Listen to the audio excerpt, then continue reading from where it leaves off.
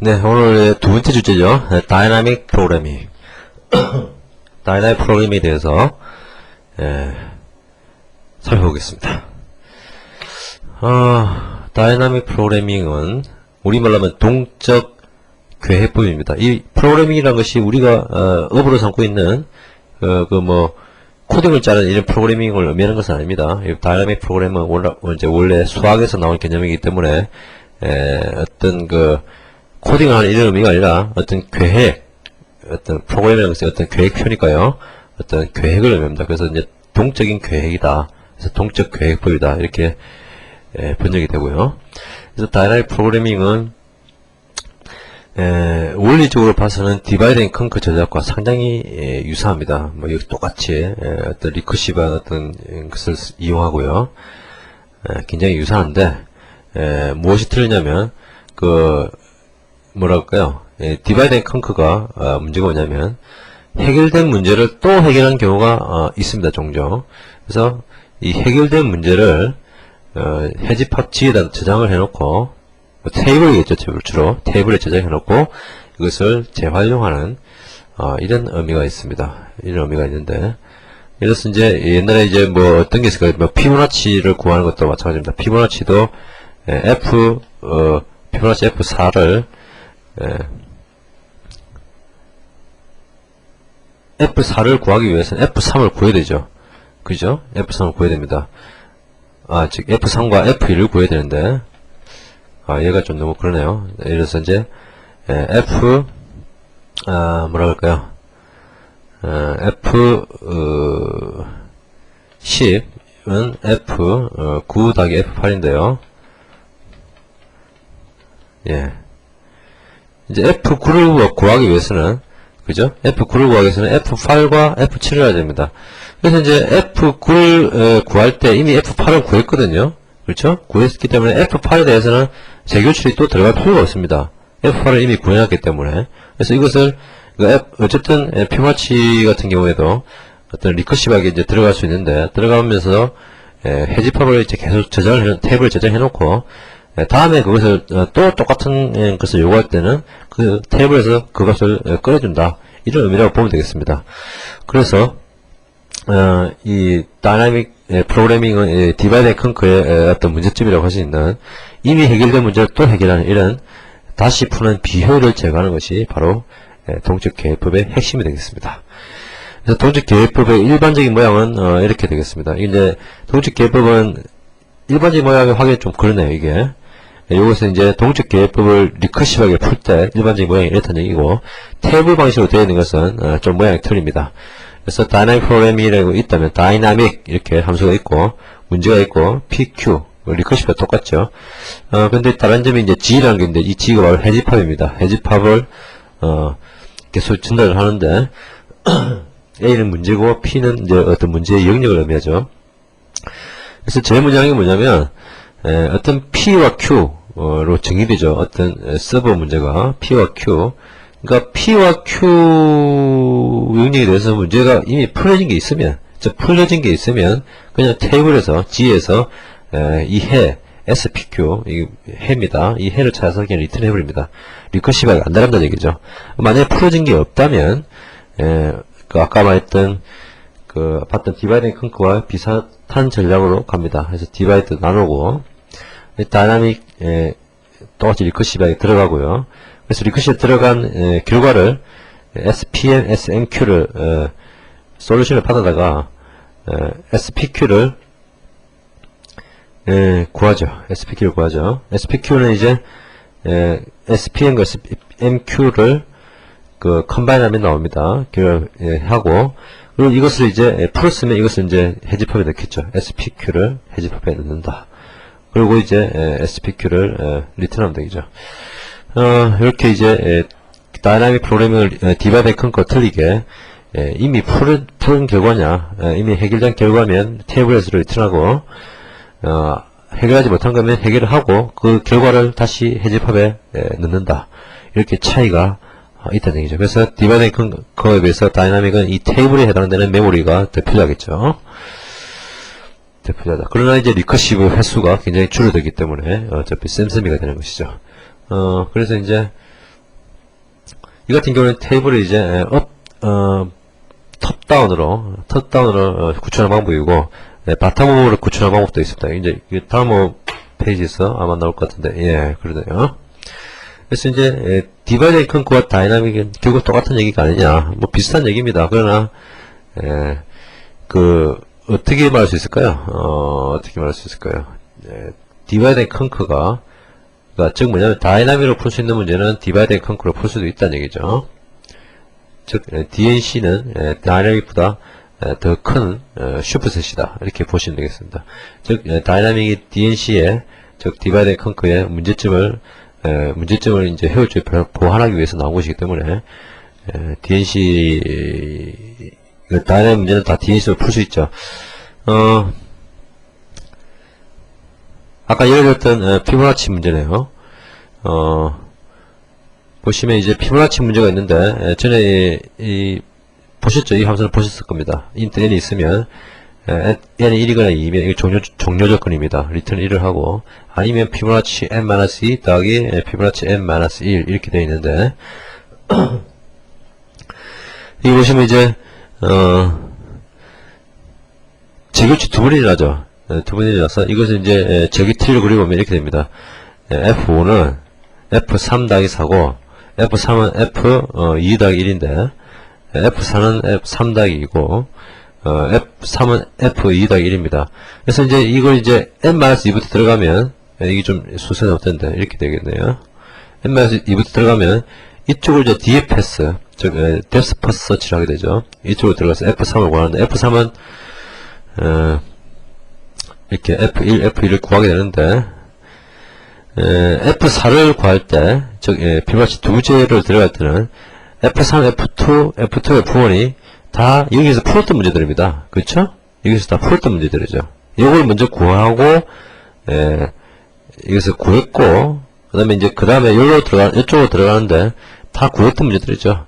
그죠? 그래서, 할 필요가 없는데, 이, 디바이드 컨커로만 하면, 할 필요가 없는 계산을 또 계산을 한다는 얘기죠. 그래서 이게 문제다 이거죠. 그래서, 그러지 말고, 여기서 탭을 제한해놓자. F1은 얼마고, F2는 얼마고, F3은 얼마다라고, 구해놨으면, F4를 구할 때는 이 탭에 있는 F3과 F2를 이용해서 F4를 쉽게 구할 수 있겠죠. 그래서 F5를 구하면, 불필요한 이 리커시브, 콜을 안 하게 된다는 얘기죠. 지금 이게 조그맣게 그래서 그렇지, 아주 큰 틀이라면, 이게 효과가 아주 크게 되겠죠. 그래서 다이나믹 프로그램의 특징이 뭐냐면, DNC와 구별된 특징인데요. 구별된다기보다는, 다이나믹으로 풀 수 있는 문제의 특징이 뭐냐면, 다이나믹 프로그래밍으로 풀 수 있는 문제의 특징입니다. 특징이 뭐냐면, 옵티멀 서브 스트럭처여야 된다는 겁니다. 옵티멀 서브 스트럭처라는 것은 뭐냐면, 이 다이나믹 프로그램이라는 것이 최적기를 찾는 방법입니다. 최적기라는 것은 우리가 풀고자 하는 문제의 해답이 여러 가지 있을 수 있는데, 예를 들어서 이제 최단 경로 같은 문제, 어디서부터 어디로 가는 최단 경로 문제, 이런 것은 제일 작은 경로가 비용이 제일 작은 경로를 구하는 것이죠. 이것은 이제 최적의 해를 구하는 것이죠. 그러나 어디로부터 어디로 가는 비용이 n보다 작은 모든 경로를 구해라. 이런 것은 어떤 경로를 구해라. 이런 것은 최적화를 구하는 것은 아닙니다. 그렇죠? 그런데 다이나믹 프로그래밍은 최적화를 구하는 그런 문제인데, 그 방법인데, 옵티멀 서브 스트럭처여야 된다. 이것은 뭐냐면, 즉 작은 문제의 최적화는 큰 문제의 최적화의 일부분이 된다라는 것입니다. 지금 여기서 예를 들어서 보면요, F4는 그죠? 이제 F5가 있으면 F5는 그 F3과 F4의 합으로 이루어집니다. 즉 뭐냐면 F5라는 것은 작은 문제의 최적화죠. 그죠? 그러니까 F4는 F5보다는 작은 문제의 최적화입니다. 그리고 F3도 F5보다는 작은 문제의 최적화인데, 이 큰 문제의 일부분이 된다는 것이죠. 그렇죠? 그래서 이런 의미이고요. 즉 최단 경로를 생각하시면 될 것 같습니다. 예를 들어서 어떤 거 볼까요? 서울에서 그죠? 서울에서 대전으로 그죠? 대구로 부산으로 가는 이런 경로가 있는데, 막 경로가 있을 거 아닙니까? 그죠? 그래서 서울에서 부산으로 가는, 서울에서 대전, 대구를 거쳐서 부산으로 가는 최단 경로를 막 이렇게 있다고 치시죠. 그렇죠? 그렇다면 대전에서 대구로 가는 최단 경로는 뭡니까? 바로 다른 게 아니고 바로 이겁니다. 그렇죠? 이게 뭐냐면 그러니까 대전에서 대구로 가는 이 최단 경로 이것에 즉 최적해인데, 이 최적해는 이 전체 서울에서 부산으로 가는 최적 경로의 일부분이라는 얘기죠. 그렇죠? 이런 게 바로 옵티멀 서브 스트럭처의 개념입니다. 즉 작은 문제의 최적해는 큰 문제의 최적해의 일부분이 된다. 이것이고요. 두 번째는 뭐냐면 이런 서브 프로블럼, 작은 문제들은 오버래핑이 돼야 된다. 중복이 돼야 된다는 얘기죠. 중복이 안 되면 테이블을 만들 이유가 없습니다. 중복되게 제기되는 문제가 된다. 이런 이제 팩토리얼 구하는 방법이 있습니다. 팩토리얼은 리커시브에 구할 수 있는데, fn은 n 곱하기 fn-1 이렇게 할 수 있는데, 이것도 뭐 다이나믹 프로그램이라면 할 수도 있겠지만, 테이블을 만들 수도 있겠지만, 테이블을 만들 필요 없죠. 그냥 f0부터 f0가 1이니까 팩토리얼 0은 1이니까요. f0는 1이니까 1 곱하기 그 다음에 뭐 2 곱하기 3 이렇게 계속 테이블 만들 필요 없이 그냥 이터레이티브하게 구할 수 있습니다. 그런데 이런 것은 오버래핑이 아니죠. 오버래핑 되지는 않죠, 문제가. 근데 이제 피부나치 같은 경우는 오버래핑 됩니다. 즉 F3을 구했는데 또 그 다음에 F3을 또 구하게 됩니다. 이게 중복이 되죠, 문제가. 오버래핑 중복이 되기 때문에 이 중복되게 제기되는 문제를 테이블로 해결한다. 어떤 해집합의 테이블로 해결한다는 것이죠. 그래서 이것이 바로 다이나믹 프로그래밍의 특징이 되겠습니다. 다이나믹 프로그래밍을 적용할 수 있는 문제는 중요합니다. 이 내용은 옵티멀 서브 스트럭처해야 된다. 그렇죠? 옵티멀 서브 스트럭처해야 된다. 이거는 반드시 필수 조건이고요. 그 다음에 오버래핑 서브 프로블럼이어야만 다이나믹 프로그램에서는 효과가 있다는 얘기죠. 중복되게 제기되는 문제여야만 중복되게 제기되어야 즉 테이블에 넣는 이유가 뭡니까? 중복되게 제기되기 때문에 중복되게 풀어야 되기 때문에 테이블에 넣어 놓는 것이죠. 그런 의미라고 보시면 될 것 같습니다. 그래서 아까 봤던 피보나치를 리커시브하게 봤던 것을 한번 다이나믹 프로그래밍으로 풀어보면 어떻게 될까요? 보면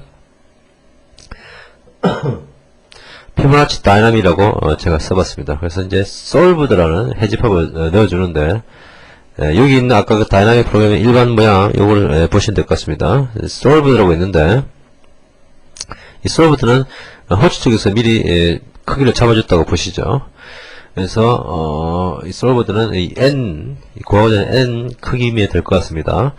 그래서 이제 이 솔브드는 이제 피보나치 뭐 예를 들어서 솔브드 3에는 피보나치 3의 값이 저장되어 있는 것이죠. 이렇게 테이블에 저장되어 있다 보고요. 그래서 이제 n에 대해서 이 푸는 것이 있다면 그냥 리턴을 하면 되겠죠. 푸는 것을 리턴하고 이게 그대로입니다. 그리고 이제 이것은 종료 조건이고 리커시브 콜에 여기 리커시브 콜이 있죠.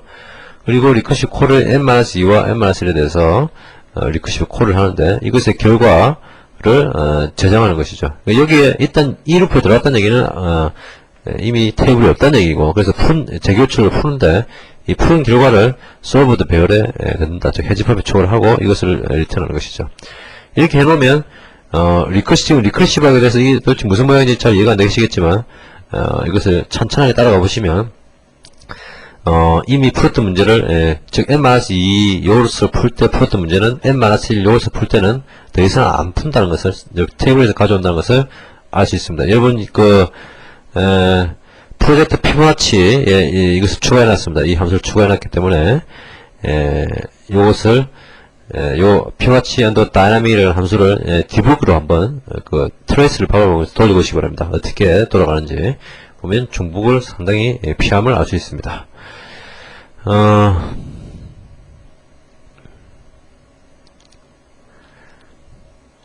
그래서 이제 이 어떤 솔브드 n에 대해서 이것이 푸른 문제인지 안 푸른 문제인지 보기 위해서는 초기값으로 일단 마이너스를 채워두고요. 그래서 피보나치가 다 양수이기 때문에 배열이 해결된 문제는 이제 여기에 넣기 때문에 양수가 될 것이고, 안에 해결되지 않은 문제는 마이너스 1이라고 두는 것이죠. 그래서 이제 solved n이 0보다 크다는 얘기는 해결된 문제냐 이것을 보는 것입니다. 그러니까 초기값으로 마이너스 1이 다 들어가 있기 때문에 이것은 이제 아까 봤던 톱다운 방식이고요. 버텀업 방식이 있는데 이거 뭐냐면 기초부터 차근차근 해오는 것이죠.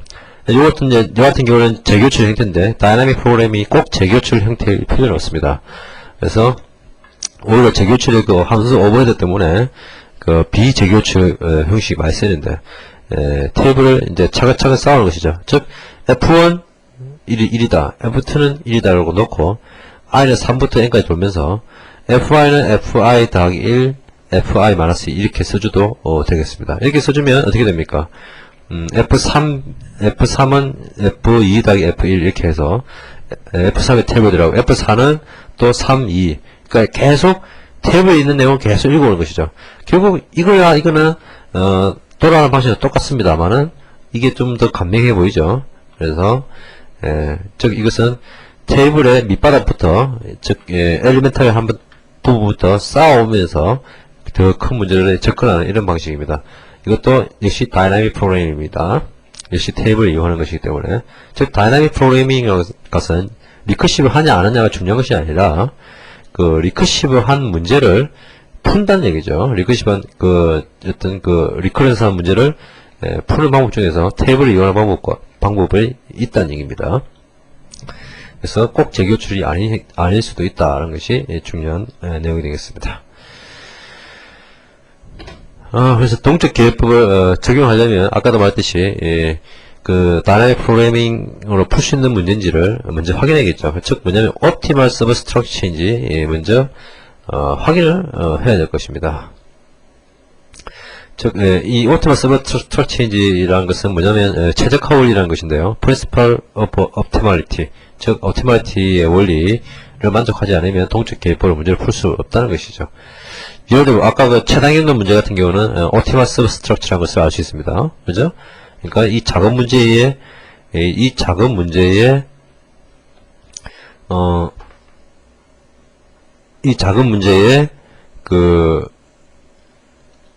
아까 참 대전에서 대구로 가는 최단경로는 서울에서 부산 가는 최단경로의 일부분이 된다고 아까 얘기했죠. 근데 이제 반대로 최장경로는 어떻게 될까요? 만약에 이제 optimal substructure가 아닌 그런 예를 이제 들어볼 것인데 최장경로 즉 서울에서 부산 가는 가장 먼 길은 뭐냐?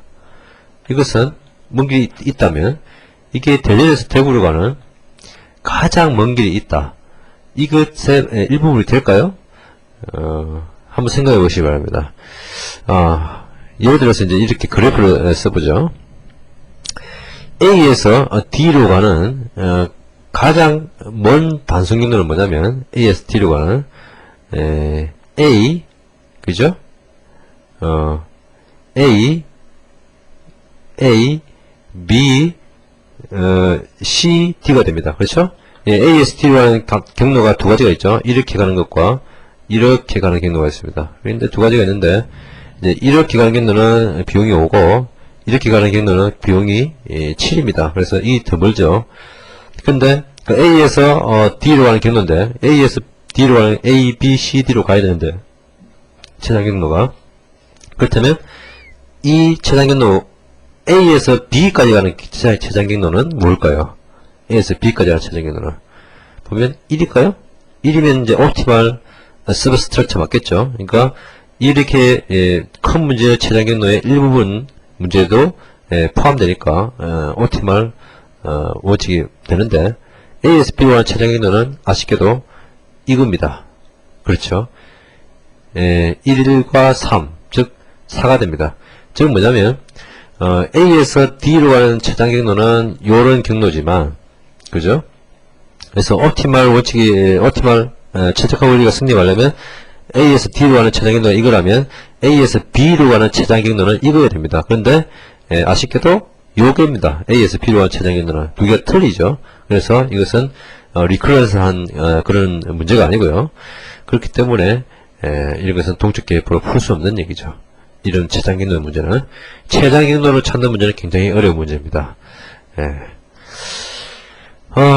그렇게 일단 동적 기회법으로 풀 수 있는 문제인지 아닌지를 먼저 판단해야 되고 풀 수 있는 문제라고 생각되면 서브 프로블럼을 정의해야 됩니다. 서브 프로블럼을 정의하고, 즉, 큰 문제가 뭐고 작은 문제가 뭔지를 정의를 하고, 이 작은 문제와 큰 문제의 점화식, 어떤 관계를 얻어내야 됩니다. 리커런스 릴레이션인데, 아까 봤던 피보나치 같은 경우는 피보나치 n은 피보나치 n-1 더하기 피보나치 n-2 이런 게 이제 점화식이 되는 것이죠. 그러면 이제 이런 점화식에 대해서 서브 프로그램들의 결과를 저장을 어떻게 할 것이냐. 아까는 뭐 피보나치 같은 게 배열에 저장을 했죠. 근데 뭐 단순한 것은 배열에 저장할 수 있지만 아닌 경우에는 어떻게 저장할 것이냐. 이런 그 해집합 G를 저장할 그런 구조를 결정하면 되겠습니다. 이렇게 이런 것이 동적 계획을 적용할 때 고려해야 될 사항이 되겠습니다.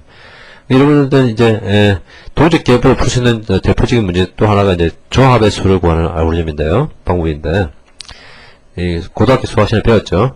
NCR 콤비네이션이라고 그러죠. NCR을 구하는 방법은 여러 가지가 있는데 리커시브한 식으로 n-1 CR-1 더하기 n-1 C의 R이다 이렇게 된다는 얘기죠.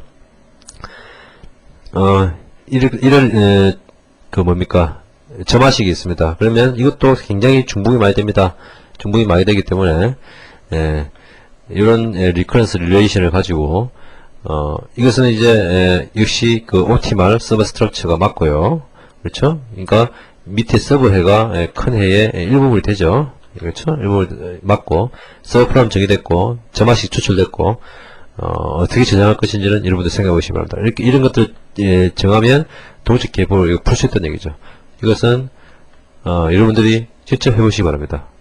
알고리즘 책에도 많이 나와 있기 때문에 여러분들 직접 일단 해보시고 이것을 아까 피보나치처럼 동적 계획을 어떻게 푸시느냐, 즉 리커시브한 폼으로는 어떻게 풀 수 있고 또 난 리커시브한 폼, 버텀업 방식의 테이블을 이용할 방식은 어떻게 풀 수 있을까? 이거 한번 고민해 보시기 바랍니다.